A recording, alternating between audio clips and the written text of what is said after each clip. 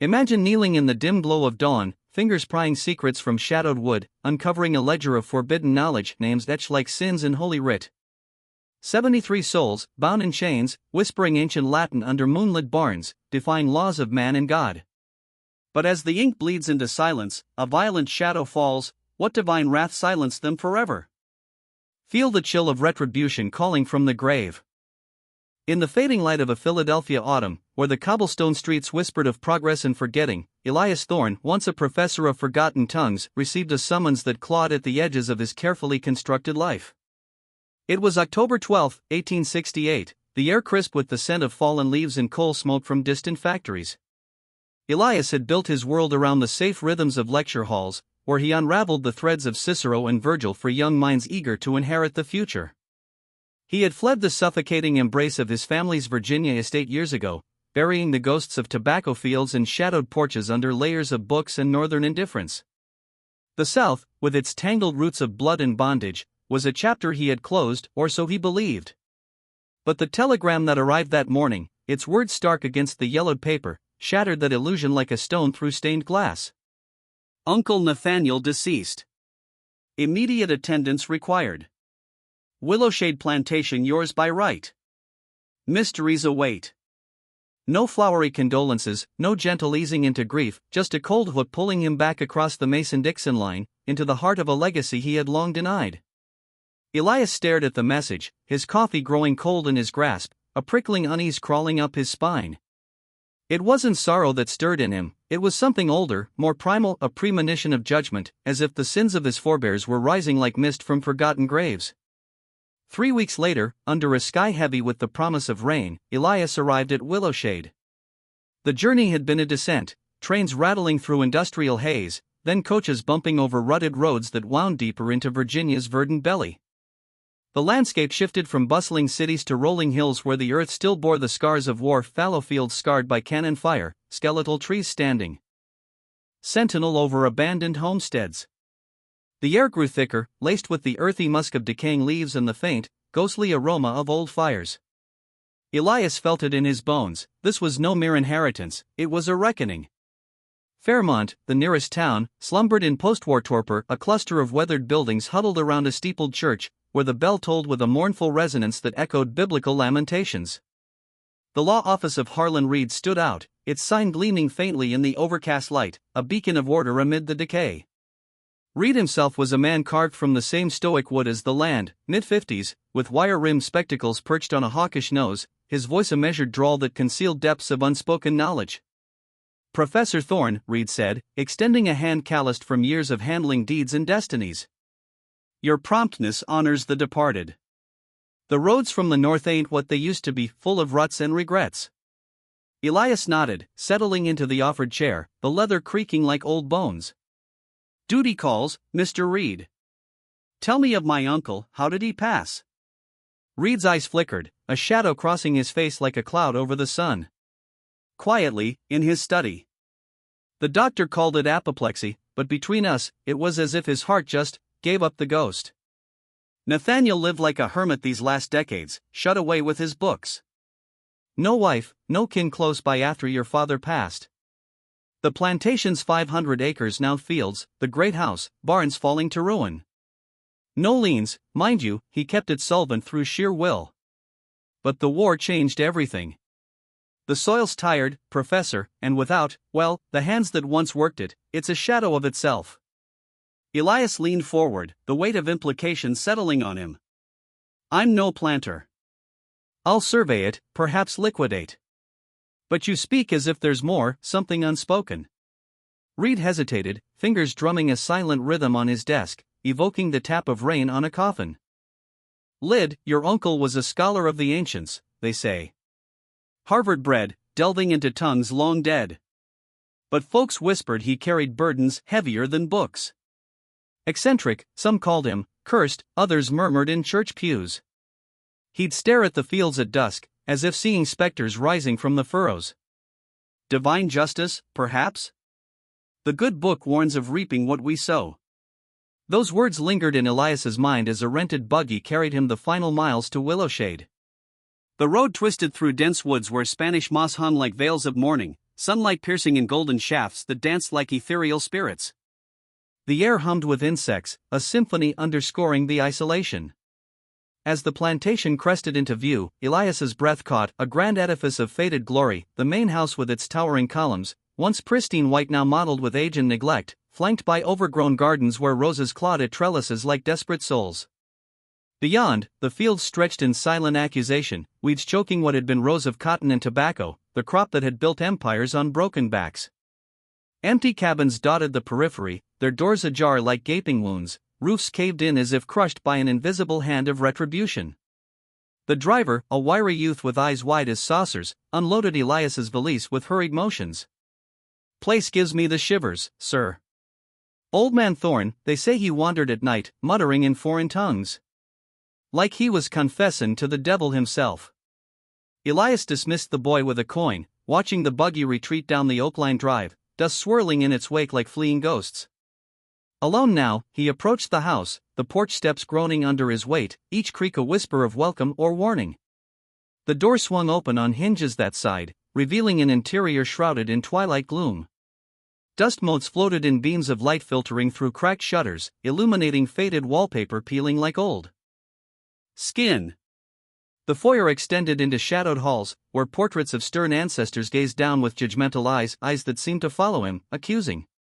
Room by room, Elias explored, pulling dustcloths from furniture that evoked a bygone era, mahogany tables scarred by time, velvet chairs frayed at the edges, a grandfather clock frozen at midnight, its pendulum still as a stopped heart.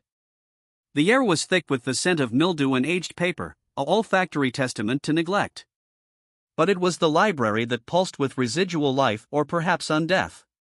Shelves groaned under the weight of tomes, leather-bound volumes of Plato and Greek, Seneca's Stoic musings, epic poems of Homer that spoke of hubris and downfall. Stacks overflowed onto floors, creating labyrinthine paths that mirrored the twists of a tormented mind. Elias ran his fingers over spines, feeling the embossed letters like braille of forgotten wisdom, a shiver tracing his spine as if the books themselves held secrets.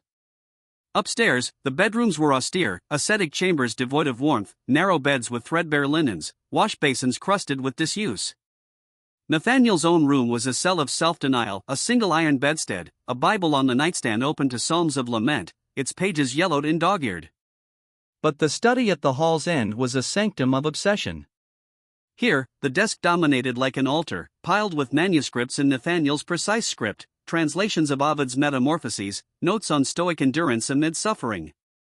The window overlooked the fields, where evening shadows lengthened like fingers of fate. An armchair, worn to the threads, faced east, as if awaiting dawn's revelation or redemption. That first night, Elias sorted papers by lamplight, the flame flickering like a restless soul. Letters from distant academics debated nuances of Latin syntax, philosophical quandaries on free will versus predestination. Why had Nathaniel, brilliant and Harvard-forged, retreated here? To this cradle of iniquity, where the land itself seemed steeped in the blood of the oppressed? Sleep eluded Elias, the house alive with nocturnal murmurs, floorboards creaking like footsteps of the unseen, wind moaning through eaves like pleas for mercy, an owl's hoot echoing as a harbinger of doom. Dawn broke gray and foreboding, rain pattering against panes like tears of the heavens. Elias returned to the study, resolve hardening. He examined the desk's drawers, unearthing quills, inkwells, seals, but the lowest drawer resisted, its depth deceptive. Probing deeper, his fingers brushed a hidden panel, yielding with a soft click.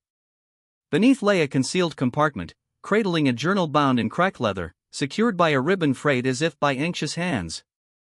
Heart-pounding, a rhythmic drum of anticipation and dread, Elias carried it to the window, where watery light illuminated its secrets. Untying the ribbon, he opened to the first page, April 7, 1820. For my conscience alone. What I embark upon defies man's laws and tempts God's wrath. Yet the spark of divinity in every soul demands light. If discovered, damnation awaits us all, but silence would be the greater sin. Pages turned, revealing a roster that defied comprehension, 73 names, each annotated with scholarly precision. Jeremiah Ellis, 32, overseer of stables, commenced declensions May 15, grasps ablative with divine intuition. Lydia Grant, 25, seamstress, memorizes Horace's odes as psalms, her voice carries the weight of prophecy. Samuel Reed, 18, Field Hand wrestles with syntax like Jacob with the angel, emerging transformed. Elias's mind reeled. In Antebellum, Virginia, literacy for the enslaved was heresy, a spark to ignite rebellion, forbidden by statutes etched in fear. The Bible itself was wielded as a tool of control, its verses twisted to justify chains. Yet here, Nathaniel had imparted not mere reading, but Latin, the tongue of emperors and saints, a labyrinth of grammar that forged minds into weapons of intellect. Why this ancient language? It was impractical for escape, yet profound in its symbolism, the language of Rome's rise and fall, mirroring the empire of slavery built on hubris, destined for divine collapse. Deeper entries unfolded like confessions in a confessional booth shrouded in darkness. June 12, 1821. We gather in the old smokehouse at midnight, the air thick with cured tobacco's acrid bite, masking our whispers. A lone lantern casts shadows that dance like demons on the walls. 18 souls tonight, eyes gleaming with forbidden fire. They come weary from dawn to dusk toil, bodies marked by whips and sun, yet their spirits ignite at the first verb conjugation. Amo, amas, amat, we love, you love, he loves. Simple words, but in their mouths, they become prayers for liberty. I chose Latin for its veil of sanctity. Overheard fragments sound like liturgy, not sedition. No overseer suspects Virgil's verses as calls to arms. But the true purpose? To awaken the divine image in them imago Dei, as Genesis proclaims. To prove that intellect knows no color, that the chains are of flesh, not soul. In parsing sentences, they parse injustice. In translating epics, they envision their own odyssey to freedom. Elias paused, gazing out at the rain-lashed fields, where puddles reflected a stormy sky like mirrors of turmoil. The plantation's history pressed upon him, generations of thorn men profiting from human bondage, their wealth a blood offering on the altar of greed. Nathaniel's act, was it atonement? A spark of redemption amid the darkness? Or hubris, tempting fate like Icarus soaring too near the sun? The journal chronicled progress with meticulous detail, each entry a brushstroke in a portrait of clandestine enlightenment. August 4, 1822. Group now 30 strong. We debate Cicero's orations on justice, how fitting, in this den of inequity. Jeremiah questions, if all men are equal before gods, why not before masters? His words hang like thunder, stirring souls. I see the seeds of revolution, but also salvation. Perhaps this is my penance for inheriting this cursed land. Interspersed were sketches, crude diagrams of grammatical trees, quotes from scripture woven with pagan philosophy. As Paul wrote to the Galatians, there is neither slave nor free, for you are all one. Yet Virgil echoes, arma virum cano, of arms and the man I sing. What arms shall they wield? Knowledge, the mightiest sword. But as pages turned, the tone shifted, shadows crept in. November 17, 1823. Rumors swirl in town of uprisings farther south. Overseers grow vigilant, patrols double. We pause lessons, hearts heavy with fear. Lydia whispers psalms for protection, though I walk through the valley of the shadow. The air in our meetings thickens with dread, each conjugation a potential noose. Elias felt a chill, not from the draft seeping through cracks, but from the spiritual undercurrent. This was no mere education, it was a sacrament, a defiance of earthly powers in pursuit of heavenly truth. Nathaniel's words evoked biblical parallels, the Exodus from Egypt, Daniel in the lion's den, infusing the narrative with a haunting sense of divine oversight. Were these lessons a path to redemption, or a catalyst for catastrophe? Deeper still, entries revealed personal torment. February 9, 1824. Father suspects nothing, lost in his ledgers of profit and loss. But guilt gnaws at me like the serpent in Eden. Am I liberator or deceiver? Teaching them to dream of freedom in a world that crushes dreams, cruel mercy? Yet their eyes, alight with understanding, mirror God's grace. The roster expanded, names like echoes of biblical figures Abraham, Ruth, Elijah, each with notations of breakthroughs. Elijah Moore, 40, carpenter, translates Tacitus on tyranny with fury that shakes the rafters. He sees parallels to our own chains, questions burning like holy fire. By 1825, the group burgeoned to 50, lessons evolving into dialogues on ethics, fate, the soul's immortality. We discuss Plato's cave, shadows on walls as illusions of bondage. Samuel declares, "Master, we've lived in that cave, Latin is our torch. Tears come unbidden, this is communion, souls touching across divides." Yet omens accumulated, July 22, 1826. A storm rages outside our barn, lightning illuminates faces etched with resolve. Whispers of Nat Turner's visions reach us, prophet or peril? I caution restraint, but the spirit stirs. Elias's hands trembled as he neared the journal's heart. The entries grew fervent, laced with apocalyptic fervor. October 31, 1827. 73 now, a biblical number, 70 elders of Israel, 3 days of resurrection. We recite Horace, dulce et decorum est pro patria mori, sweet and fitting to die for one's country. But which country? Theirs is stolen, mine, stained. Then, the final pages darkened. March 2, 1828. Tensions mount, overseer caught a fragment of recitation, dismissed as prayer. But fear coils like a viper. We must culminate this, perhaps a manifesto, in Latin, proclaiming inherent rights. The last entry, April 17, 1828. Tonight, the apex. All gather under blood moon's gaze. Words flow like wine at Cana, but a noise outside footsteps? The pen slips, ink spills like blood. It cut off, a blot spreading like a wound, as if the hand had been wrenched away mid-revelation. Elias closed the journal, breath ragged, the room spinning. Outside, rain pounded like judgment from above. What cataclysm had befallen that night? Divine intervention? Human betrayal? The secret, buried for 40 years, now unearthed, carried the weight of unfinished atonement, a spiritual chill that whispered of sins unforgiven, legacies haunted. As thunder rumbled, Elias pondered, was this inheritance a curse or a call to redeem? The fields beyond seemed to undulate, ghosts rising in the mist, demanding witness. In that moment, empathy flooded him, for the enslaved scholars, their hunger for light, for Nathaniel, tormented architect of defiance, for himself, unwitting heir to this tapestry of guilt and grace. Elias Thorne sat transfixed in the study of Willowshade Plantation, the journal's pages unfolding like forbidden scrolls from a lost epic, each word a thread in a tapestry of defiance and doom. The morning light filtered through rain-streaked windows, casting elongated shadows across the room that danced like restless spirits on the worn oak floors.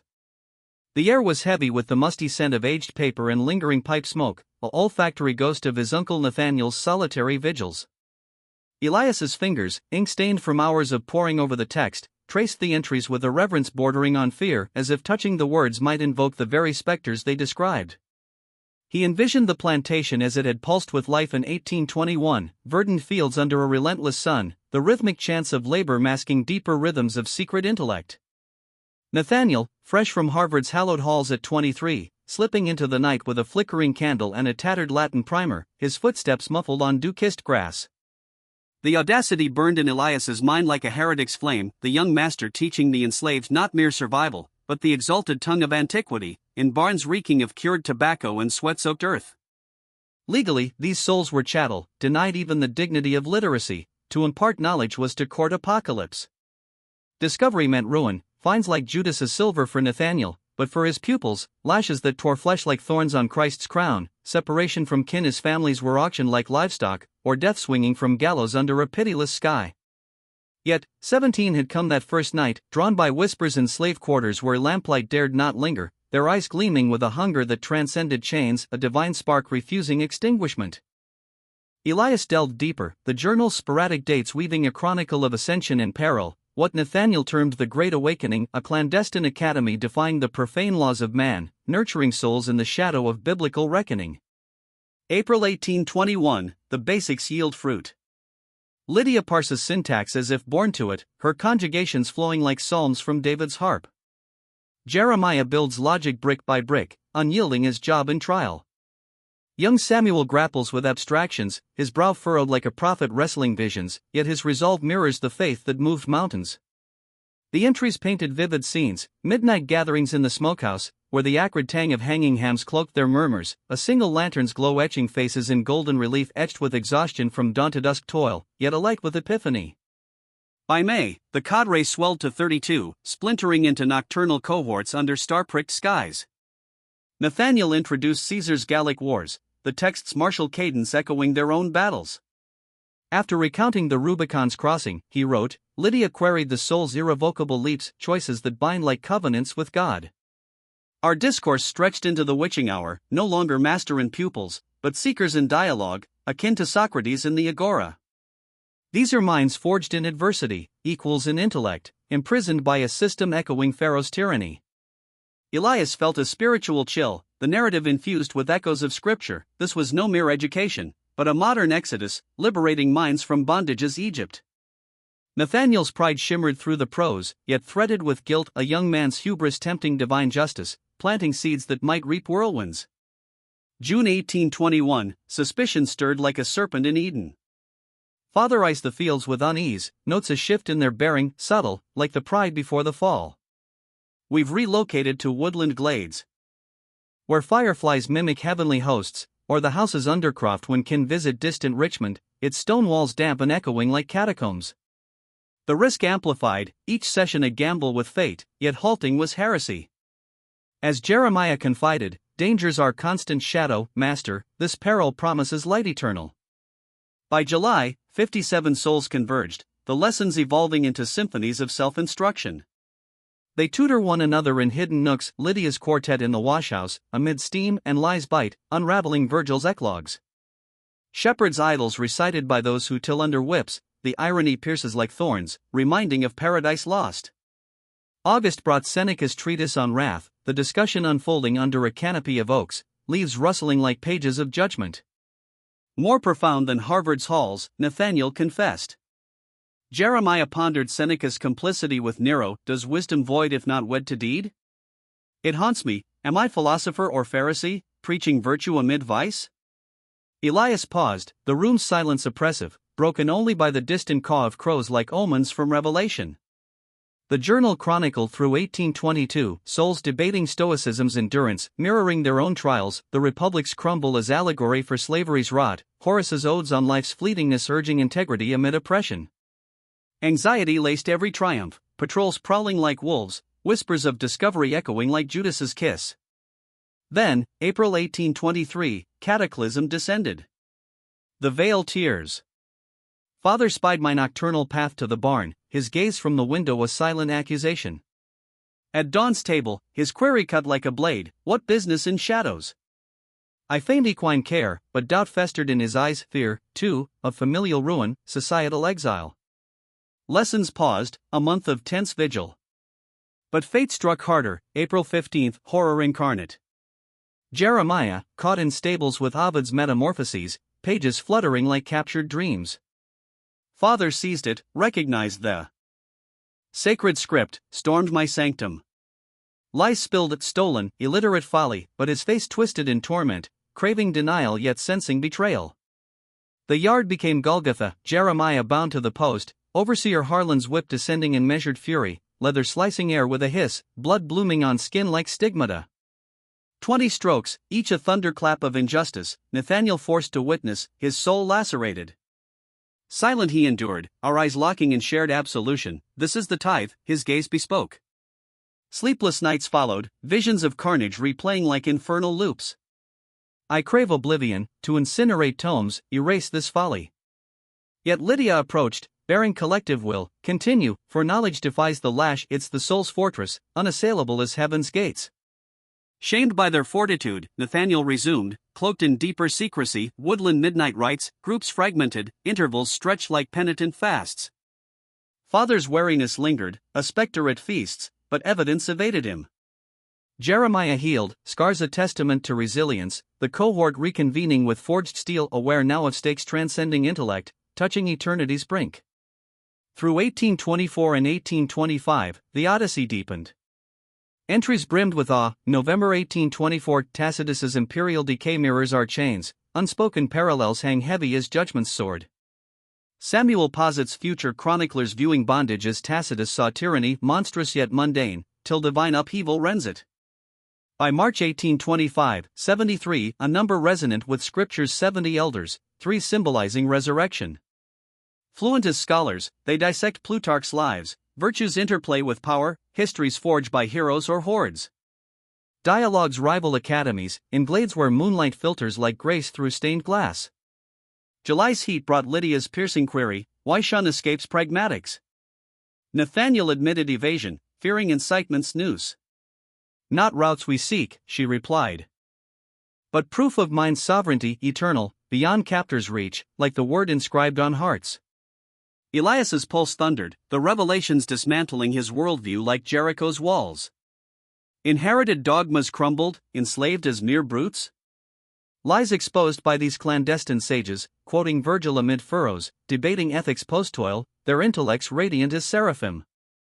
The fields outside seemed transformed, once sites of drudgery, now hallowed grounds of enlightenment, where sin's legacy clashed with redemption's whisper. Yet shadows lengthened. January 1826, father fades, bedbound, paranoid as Saul pursuing David. He senses the shift, dignity in gait, eyes meeting without cringe, deference subtly shed. The hierarchy's myth fractures, terrorizing him. June heralded peril, he summons cousin Edmund Voss from Carolina's rice swamps, a tyrant incarnate, to restore order. Childhood memories chill, his wrath swift as plagues, discipline biblical in severity. December, father's demise, heart yielding like Pharaoh's to divine will. Relief mingles with self-loathing, his dying gasp, they plot vigilance. Ignorant that plots were poetic, not pernicious. Voss's telegram slithered with venom, order shall prevail. March 1827, Voss arrived, a storm incarnate, boots thudding on porch like doom's herald, eyes scanning stock with predatory gleam. Dinner's discourse dripped poison, laxity bred insolence, whips and sails shall purify. Nathaniel deflected, but Voss's gaze pierced like Satan's probe. Lessons halted, a veil of fear descending. May, tyranny reigned, Joseph lashed for innocuous query, 15 strokes rending flesh amid yards dust, cries muffled like suppressed prophecy. Unbearable coexistence, his rule a foretaste of hell. Elias Thorne lingered in the shadowed confines of Willowshade's study, the journal's revelations coiling around his soul like vines of thorns, each page a testament to ambition's peril and redemption's elusive grasp. The afternoon sun slanted through dust-laden air, casting golden motes that swirled like ethereal judgments, illuminating the desk's scarred surface where Nathaniel's final confessions lay bare. The room's atmosphere thickened with unspoken sins, the faint, acrid trace of old ink mingling with the earthy dampness seeping from floorboards that hid secrets like buried relics. Elias's heart pounded a dirge, echoing the biblical lament of Ecclesiastes, vanity of vanities, all is vanity, pursuits of knowledge turning to ash under tyranny's boot. Nathaniel's entries from mid-1827 painted a descent into paranoia, a spiritual siege where observation became accusation. Ashwell's presence poisons the air, he wrote, his eyes sharp as canes after the mark, noting every anomaly in the fields, the subtle erectness of posture, the fleeting glances that betray inner sovereignty. He deems me a callow youth, blind to the necessities of dominion, yet his cruelty is laced with cunning observation. Like my father before him, he senses the fracture in the facade of subjugation, the divine image asserting itself against man's chains. Elias visualized the plantation under Voss's Ashwell's fictional counterpart in this retelling iron gaze, the great house's verandas creaking under his heavy tread, overseers patrolling like fallen angels, their whips coiled at hips like serpents ready to strike. The enslaved, once vessels of clandestine enlightenment, now moved with calculated deference, their learned poise a double-edged sword, evidence of transformation that invited scrutiny. By July 1827, the lessons had withered to a singular, furtive gathering deep in the forest's embrace. Where ancient oaks stood as silent witnesses, their branches interlacing like cathedral arches under a canopy pierced by moonlight's silver lances. No flame dared flicker, whispers carried on the night breeze, scented with pine resin and loamy earth. 15 souls only, Nathaniel chronicled, voices hushed as prayers in persecution. Lydia confides the others' anguish, reviewing fragments amid toil, conjugations murmured over hoes striking soil, yet craving the fellowship of minds united, as in the early church's catacombs. Voss's proposals echoed like temptations in the wilderness, a perpetual stewardship, profit shares as Judas's 30 pieces, his refusal met with veiled threats that chilled like the grave's breath. Elias felt the spiritual undertow. Nathanael's endeavor, once a beacon of Imago Dei, now besieged by the principalities and powers Paul warned of, where knowledge's fruit dangled perilously close to forbidden. October brought a spark of defiant resurrection. Jeremiah sought me in twilight's veil, the journal revealed, bearing the collective will, a legacy etched in ink, not for now's peril, but eternity's archive. A translation to affirm their humanity, souls thinking beyond shackles, as David's psalms endured exile. Elias leaned forward, the page's texture rough under his fingertips, evoking papyrus scrolls of ancient prophets. This was the manuscript's genesis, the physical embodiment of their odyssey, a counter-narrative to slavery's gospel of inferiority. Nathanael's deliberations unfolded like Jacob's nocturnal wrestle. Creation risked damnation, evidence as damning as the golden calf, yet refusal would negate their ascension, erasing proofs of grace amid degradation. November 1827, consensus crystallized on Seneca's On the Shortness of Life, a poignant elegy mirroring their plight, lives squandered in servitude to master's whims, time's river diverted from self. Mastery. Heartrending aptness, Nathanael confessed, Seneca's call to seize existence, unyoked from feudal bonds, echoes their chains, wealth amassed for others, pleasures denied, paths unchosen. We partition the text, each segment a sacred charge, unified in communion. The process evoked biblical scribes, small cells convening in dawn's hush or Sabbath shadows, amid the washhouse steam or barn's hay-scented gloom, translating from memory's vault with scant Latin glimpses. Lydia emerged as editor-prophetess, her hand steady as Ezra's, harmonizing voices into coherence. Nathanael's involvement waned to oracle, clarifying labyrinthine syntax, obscure lexicons, yet the opus was theirs, a collective sacrament proving intellect's immortality. January 1828, Progress amid peril. Sections flow like tributaries to Jordan, he noted, 23 committed, others abstaining from fear's shadow, as some shun the ark. Their rendition transcends mechanics, nuanced as apostolic epistles, capturing Seneca's essence. Life's brevity demands wisdom, not waste in bondage. Elias imagined the clandestine labor, furtive exchanges under overseers' noses, phrases etched on scraps hidden in hems, minds ablaze while bodies bent in fields golden with winter wheat. The spiritual symbolism deepened. Translation as transfiguration, Latin's dead tongue resurrected in living souls, defying death's dominion as Christ from the tomb. March heralded completion. Lydia's compilation, 30 leaves, Latin facing English, a bilingual testament rivaling scholars' tomes. Insights gleam, Seneca's critique of servility piercing our epic's veil.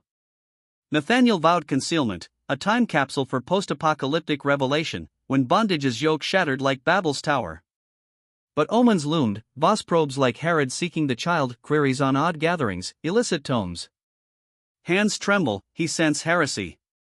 Warnings cascaded, Jeremiah's alert of interrogations, innocent slips amplifying suspicion, as Peter's denial echoed betrayal. April 2, urgency peaked. Manuscript secured, activities ceased, peril acute as Pharaoh's pursuit. Yet destruction was anathema. This artifact, poured from hearts under duress, affirms existence beyond flesh. To burn it, erase their imago, let iniquity triumph in oblivion. Elias's breath caught, the room's chill evoking Gehenna's fires, guilt's weight pressing as David's over Uriah. April 10, terror's grip tightened. Voss's surveillance unyielding as the watcher's eye in Proverbs. Evidence terrifies, yet preserves their echo. Philosophy debated, poetry internalized, freedom pondered in captivity's maw. April 17, catastrophes crescendo. He knows all. Afternoon's tableau, Voss with valet, gesturing to wood sanctuaries. Evening, young Caleb's chatter of nocturnal lights, innocuous yet incendiary. Footsteps ascend like judgment's herald, this chronicle endures as witness. 73 mastered antiquity's voice, Virgil's epics, Cicero's rhetoric, Seneca's wisdom, Tacitus's truths. Debates rivaled academies, translation proclaimed liberty amid bonds. Intellect unchained, slavery's lie exposed. This truth abides, eternal as God's word. I failed their safeguard, forgive. Ink smeared, pages blank as forsaken tombs. Elias froze, the abrupt severance a spiritual void, silence roaring like the abyss. What inferno followed? Confrontation's fury? Exposure's storm? The study yielded not, manuscript vanished, perhaps consumed by flames of discretion. Afternoon waned, Elias scoured records with Vance, Plantation logs sterile, April's entries mundane seatings, expenditures erasure deliberate as whitewashed sepulchres.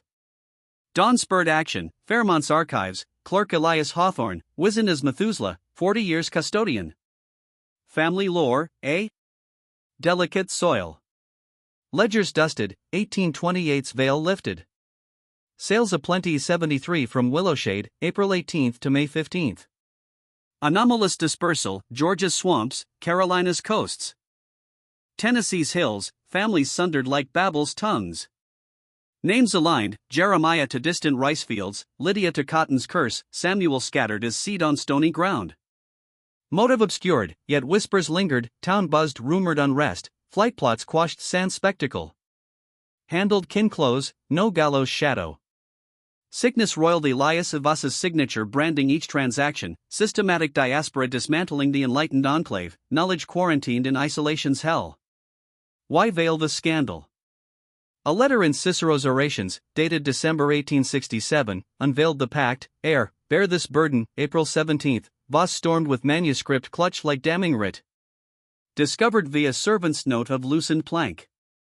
Ultimatum, public unmasking, prosecution's noose, codes mandating lashes, brands, executions for rebellion seed. Spectacle to terrify. Or private purge, sales scattering them, evidence ashes, conspiracy myth sown for deterrence. In trade, 40% stake, managerial throne, minute complicity. I chose shadows, deeming separation mercy over martyrdom.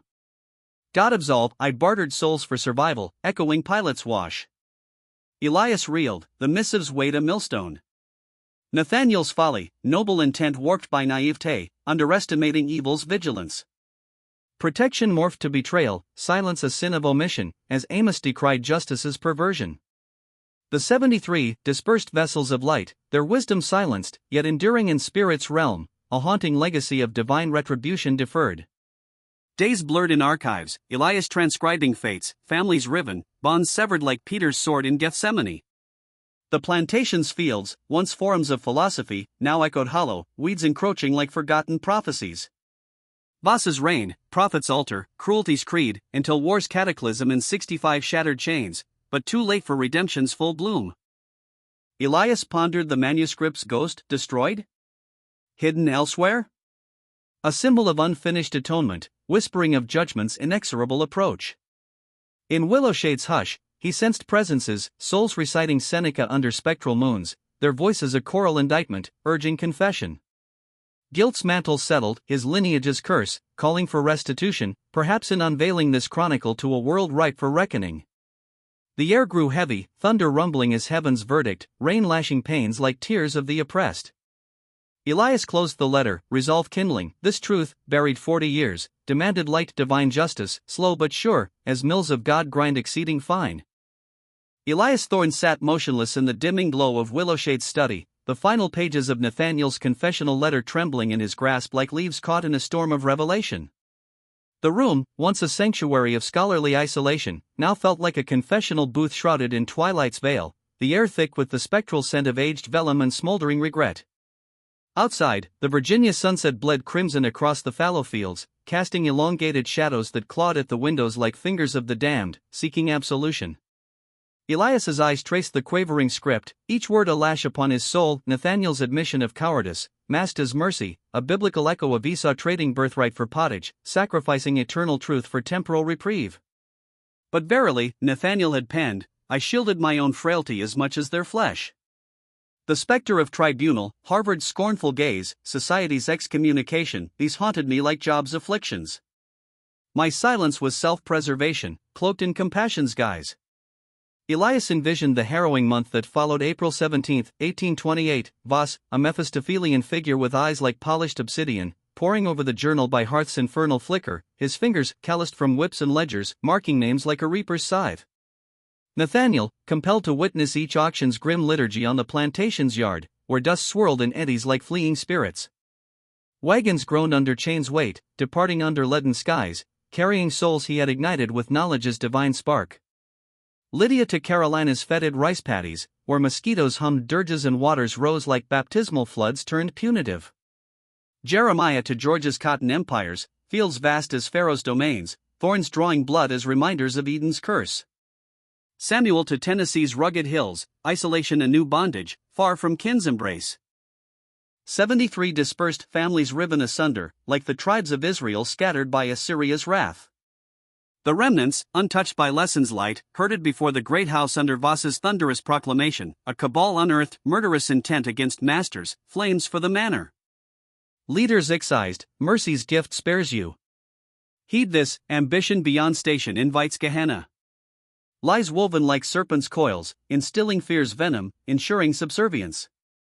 Then, the manuscript's pyre, 30 leaves, Seneca's Meditations on Life's Brevity, fed to voracious flames page by agonizing page. Ink curled into smoke signals of despair, rising heavenward as unanswered prayers, the collective genius of 23 minds reduced to cinders in a quarter-hour's blaze. Voss retained the journal alone, a Damocles sword, speak, and this damns us all charges of sedition, nooses awaiting. Elias's throat tightened, imagining Nathaniel's 13-year vigil under that shadow, prosperity's fruits tainted by guilt's worm.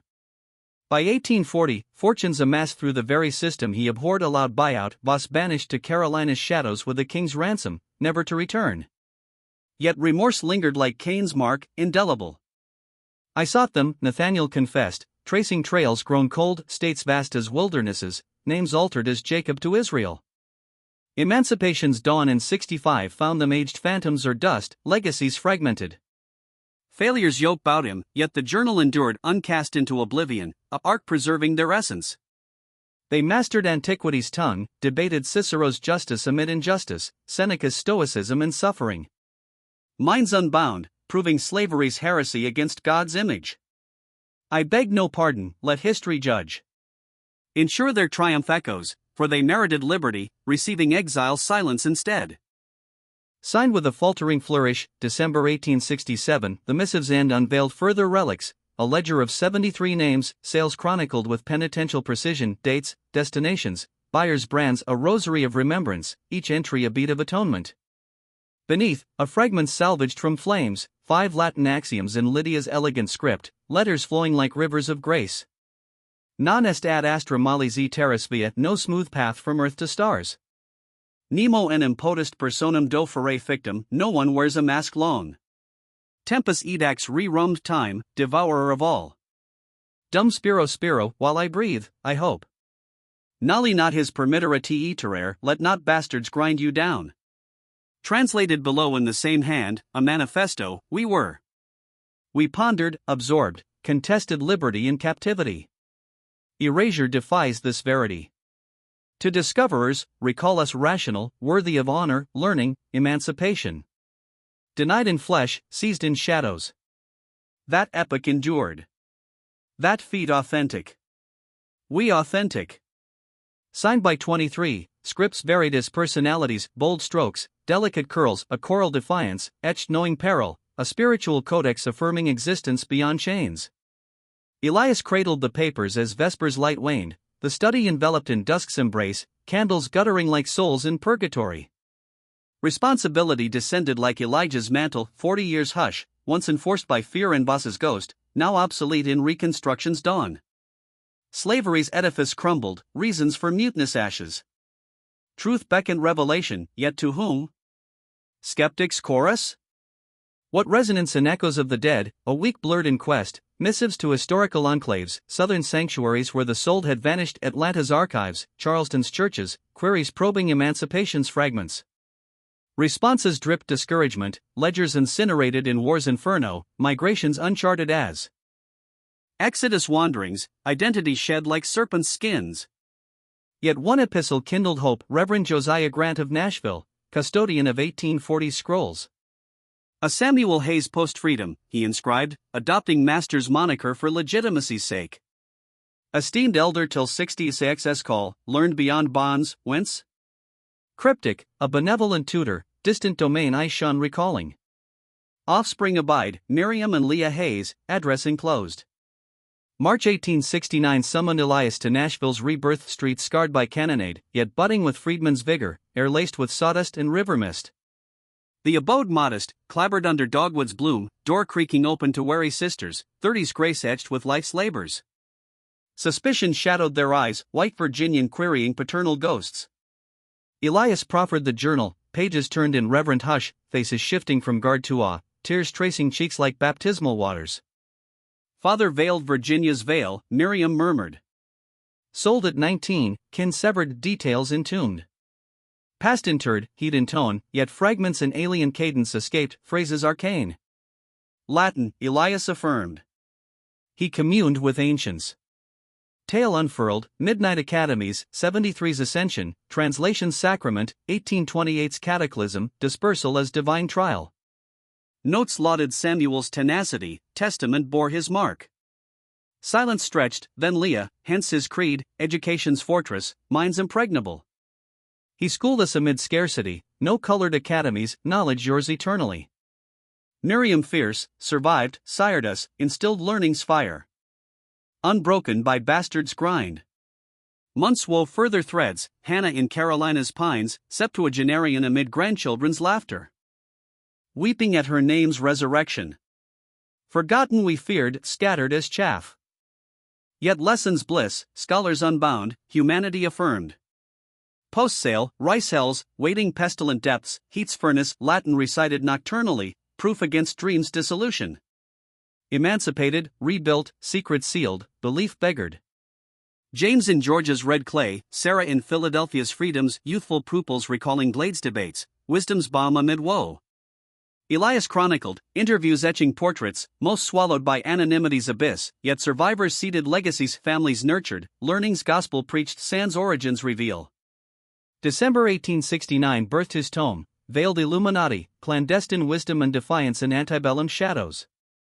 Journal enshrined, testimonies hallowed, analysis probing slavery's soul crush versus resilience's miracle. Reception chill, academe's brows furrowed, implausibility alleged, fabrication? Delusion?